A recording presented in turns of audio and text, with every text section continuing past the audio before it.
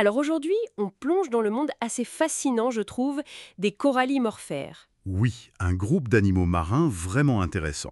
Les documents qu'on a consultés, ils nous disent que ce sont des cnidaires, donc cousins des anémones, des coraux durs aussi. C'est ça. Mais la grosse différence, c'est qu'ils n'ont pas ce squelette calcaire. Du coup, ils ont une apparence souple, un peu gélatineuse même. Exactement. Cette absence de squelette rigide, c'est vraiment la clé pour comprendre leur biologie. On voit aussi qu'ils sont populaires en aquariophilie récifale. Mais au-delà de ça, quel est leur rôle, leur biologie?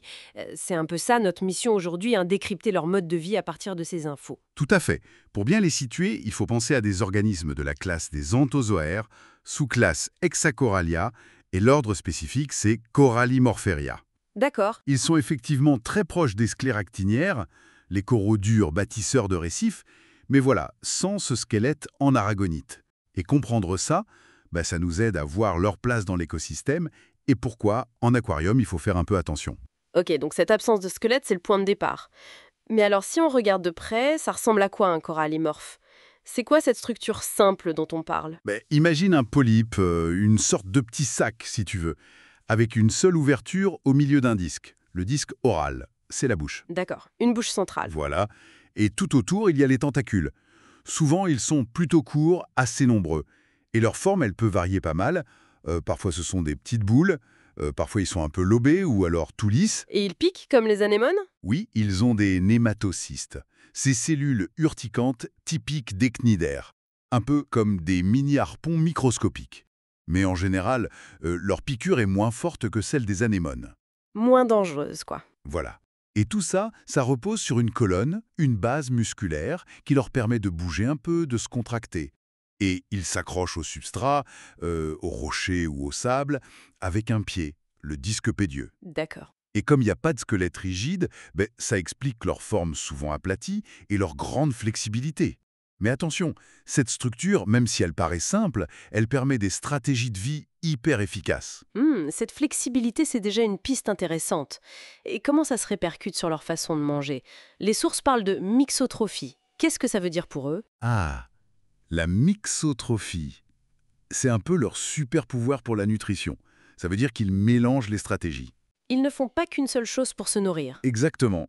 D'un côté, comme beaucoup de coraux tropicaux, ils ont dans leur tissu des algues microscopiques, les zooxanthelles. Ah oui, les algues symbiotiques. C'est ça.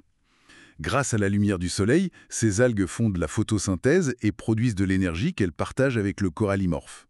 C'est comme avoir un jardin potager interne, quoi. Pratique? Très pratique.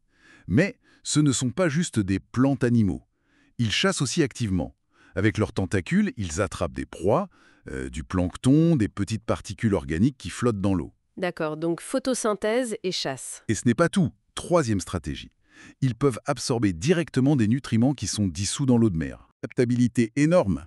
Que l'eau soit riche en nourriture ou plutôt pauvre, qu'il y ait beaucoup de lumière ou un peu moins, ils arrivent à tirer leur épingle du jeu. Une polyvalence assez bluffante pour la survie. Et pour se multiplier, est-ce qu'on retrouve cette même Ouais, flexibilité? Parce que les documents décrivent plusieurs méthodes, ça a l'air d'être un autre point fort chez eux. absolument. C'est peut-être même là leur plus grand atout. Cette flexibilité reproductive. Ils ne mettent pas tous leurs œufs dans le même panier, si j'ose dire. Surtout pour la reproduction asexuée, ils sont très forts. Asexué, c'est-à-dire sans partenaire. C'est ça, du clonage en gros. Il y a d'abord la scissiparité. Là, l'animal se coupe littéralement en deux, de haut en bas. Hop, ça fait deux individus identiques. Ils se dédoublent, quoi. Voilà. Ensuite, il y a la lacération pédieuse. Là, ce sont des petits morceaux du pied, du disque pédieux, qui se détachent. Et chaque petit bout peut régénérer un corallimorphe complet. Incroyable. Comme une bouture de plante, mais avec un animal. C'est un peu ça, oui. Et enfin, le bourgeonnement. Des nouveaux polypes peuvent pousser directement sur le disque oral ou sur le pied de l'individu parent. D'accord. Et la reproduction sexuée, elle existe aussi? Oui, elle existe. Ça implique la libération d'ovules et de spermatozoïdes dans l'eau. Il y a fécondation externe, puis ça donne une petite larve nageuse, la planula, qui va se fixer quelque part et devenir un nouveau polype. Mais c'est moins courant. Ça semble moins fréquent, ou en tout cas moins souvent observé, surtout en aquarium. C'est vraiment cette capacité à se multiplier de manière asexuée qui explique leur succès pour coloniser rapidement un milieu. Attendez, donc ils peuvent se couper en deux, faire des pouones à partir de bouts de pied et bourgeonner. C'est c'est une véritable machine à faire des copies d'eux-mêmes. C'est exactement ça. Ça change tout par rapport aux animaux qui dépendent que de la reproduction sexuée, non? Je comprends mieux pourquoi les sources disent qu'ils peuvent devenir envahissants, surtout un aquarium. Tout à fait. Cette multiplication végétative, si on peut dire, très rapide, combinée à leur bonne adaptation aux conditions de l'aquarium, lumière, qualité d'eau stable, nutriments souvent disponibles, Mm. ça fait qu'ils peuvent prendre beaucoup de place très vite et couvrir de grandes surfaces.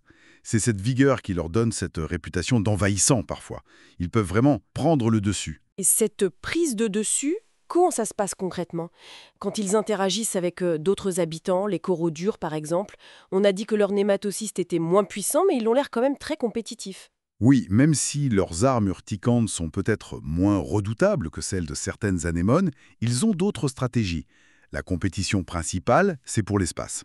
L'espace sur le récif, c'est limité. Bien sûr. Alors, avec leur croissance rapide et leur capacité à s'étaler, ils peuvent tout simplement recouvrir physiquement d'autres organismes fixés, comme les coraux durs justement. Ils les étouffent en fait. Oui, ils les privent de lumière, d'accès à l'eau libre, et ça peut aller jusqu'à les étouffer. C'est une compétition très directe, très physique. D'accord. Et il y a aussi des soupçons, pour certaines espèces, d'une sorte de guerre chimique. Elles pourraient libérer des substances chimiques dans l'eau. Pour nuire aux voisins. Exactement.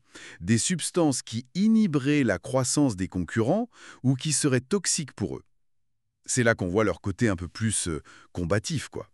Ça contribue aussi à leur succès écologique. D'accord, je vois.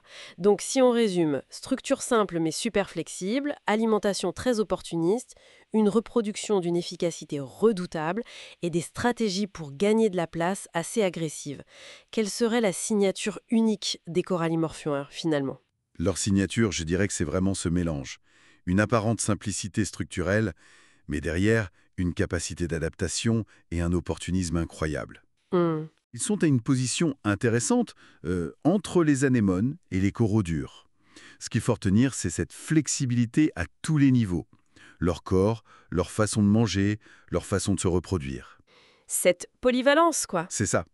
Ça leur donne une grande résilience, une forte capacité à coloniser.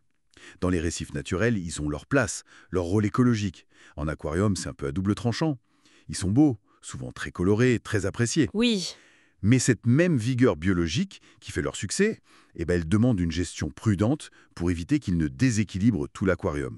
Voilà qui nous donne une image bien plus nuancée de ces corallimorphères, grâce aux infos qu'on a pu analyser. Des créatures marines finalement bien plus complexes, bien plus dynamiques qu'on pourrait le croire au premier abord. Remarquables par leur souplesse adaptative, leur efficacité. Tout à fait. Et pour ouvrir un peu la réflexion, pour finir, Oui.